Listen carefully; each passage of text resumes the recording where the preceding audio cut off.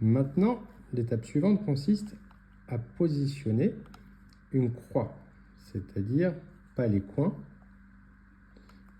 mais les milieux et le centre blanc. On pourrait essayer de positionner directement là où il faut chacun, mais on va en profiter pour apprendre peut-être une technique pour les remettre à leur place. Donc peu importe, on fait une croix.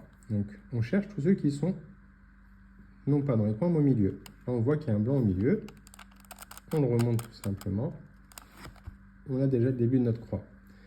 Ici on voit qu'il y en a un autre. Alors si je le monte, évidemment que ça fait bouger l'autre. Donc on va juste faire une petite manip. Hop. Et on l'amène en face. On a déjà un trait.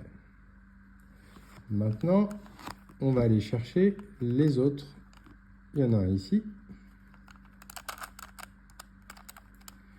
Et il nous en manque un qui est là.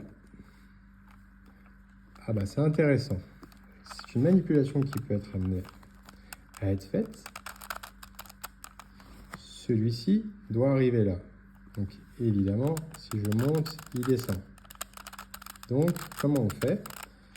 On décale juste sur le côté celui qui est la tranche arrière, comme ça, de manière à ne pas bouger la croix qu'il y a devant.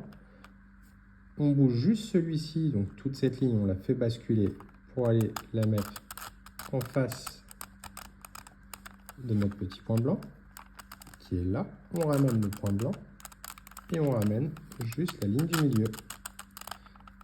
Et on vient de faire une croix. Et c'est très bien. Et en plus, cette croix, comme on peut le constater, elle est bien constituée, à savoir que le rouge est à sa place, puisque la croix donc, qui fait blanc-rouge est au-dessus du carré rouge, du milieu rouge, du centre rouge. Le bleu en face du bleu, le orange en face du orange, et le vert en face du vert. Le rouge en face du rouge. Donc, il est exactement comme il faut. C'était la fin de cette étape.